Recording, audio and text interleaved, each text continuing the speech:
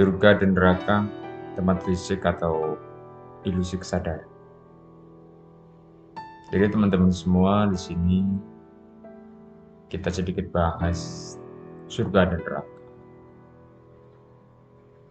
Sebenarnya surga dan neraka itu apa? Kan seperti itu. Kemudian ada pertanyaan seperti ini. Apakah surga dan neraka itu nyata? Banyak orang membayangkan surga sebagai tempat indah dengan sungai-sungai mengalir, dan neraka sebagai lautan api yang membara. Tapi, apakah gambaran ini nyata? Atau hanya simbol dari kondisi kesadaran manusia setelah mati? Jika surga dan neraka adalah tempat fisik, mengapa tidak bisa dilihat dalam alam ini? Ataukah keduanya hanyalah realitas metafisik yang hanya bisa dirasakan oleh jiwa? Oke, selanjutnya. Dalam kajian hakikat dan makrifat, pertanyaan ini menjadi kunci untuk memahami akhir perjalanan manusia. Jangan berpikir surga dan neraka adalah lokasi. Mereka adalah cermin dari keadaan batin. Lalu, apakah surga dan neraka itu nyata atau ilusi? Banyak ulama dan sufi berpendapat bahwa surga dan neraka bukan sekedar tempat fisik, tetapi kondisi kesadaran rohani. Yang pertama yaitu surga sebagai kesadaran ilahi. Surga adalah keadaan jiwa yang telah mencapai pencerahan dan kedekatan dengan Tuhan. Orang yang mengenal Tuhan dengan hakikat akan merasakan surga bahkan sebelum mati. Surga bukanlah tempat melainkan keadaan bahagia mutlak, tanpa keterikatan dunia.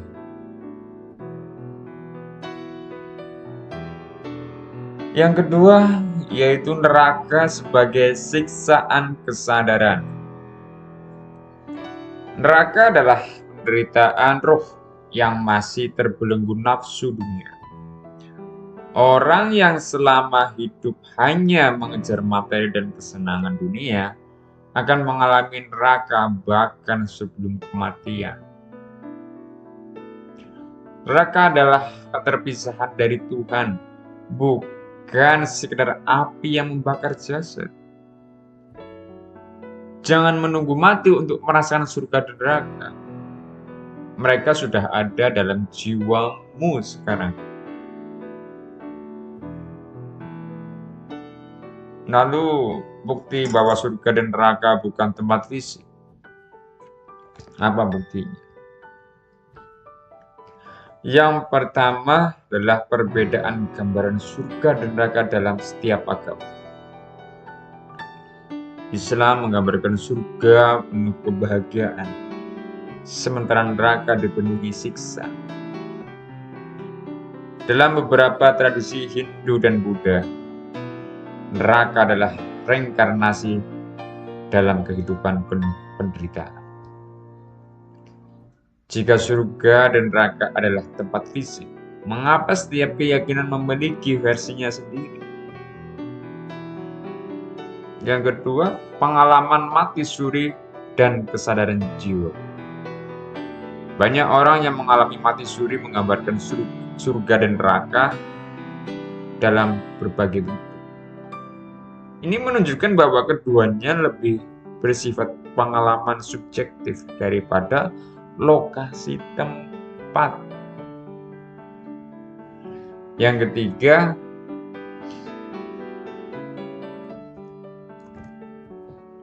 hakikat waktu dalam kehidupan setelah mati.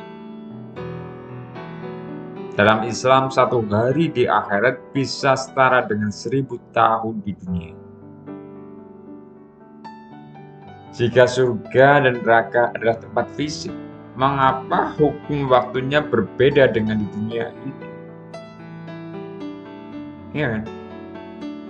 Kemudian yang selanjutnya, siapa yang akan masuk surga dan neraka? Siapa yang masuk surga dan neraka? Yang pertama yaitu manusia yang mengalami surga. Mereka yang hatinya bersih, penuh cinta, mengenal Tuhan. Tidak terikat dunia, tidak diperbudak hawa nafsu. Mereka sudah merasakan surga bahkan sebelum kematian. Lalu manusia yang mengalami neraka. Mereka yang hidup hanya untuk dunia tanpa mengenal hakikat. Roh mereka tersiksa oleh ketamakan, kebencian, dan keterikatan yang tidak bisa dilepaskan. Neraka mereka itu sudah dimulai sejak masih hidup. Jadi jangan menunggu mati untuk selamat dari neraka. Jika hatimu masih terbelenggu dunia, kau sudah di dalamnya sekarang. Lalu bagaimana cara selamat dari neraka dan merasakan surga? Yaitu mengenal Tuhan dengan hakikat. Bukan mengerti, tapi mengenal. Jika kau ingin merasakan surga, kenalilah Tuhan sejak di dunia ini. Jika kau belum kenal, maka kenalan dulu. Bukan mengerti. Beda. Apalagi tahu gitu kan. Saya tahu dia, berarti belum kenal. Kalau kenal, jadi antara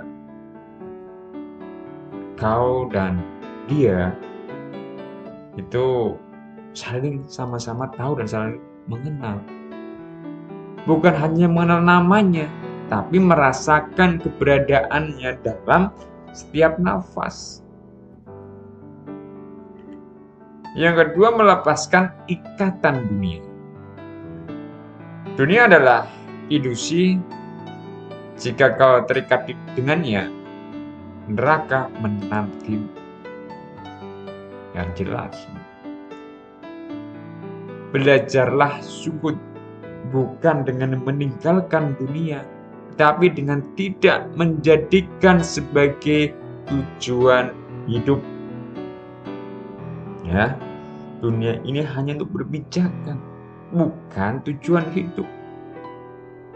Jadi kita juga tidak boleh meninggalkan dunia, karena ini sebagai syariat, sebagai jembatan.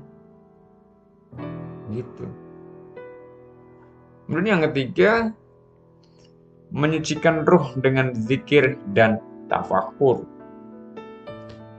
Zikir bukan sekedar ucapan, tetapi kesadaran penuh akan kehadiran Tuhan dalam diri. Ya, jadi kalau Tuhan hadir, dia merasakan dalam dirinya.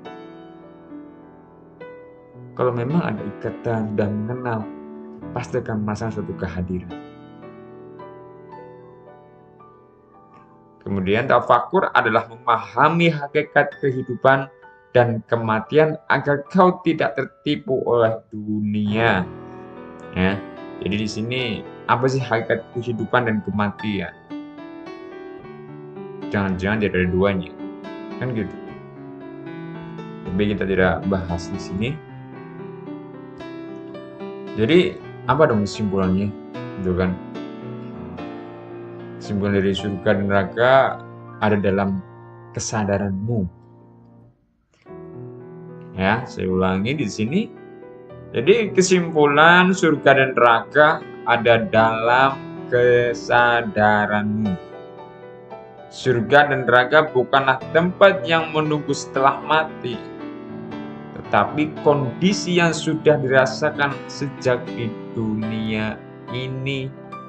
Jika hatimu gelap, maka nerakamu sudah dimulai. Jika hatimu penuh cahaya, maka surga sudah kau rasakan. Mati bukanlah akhir, tetapi awal dari kesadaran. Jika kau ingin surga, bangunlah kesadaranmu sebelum mati.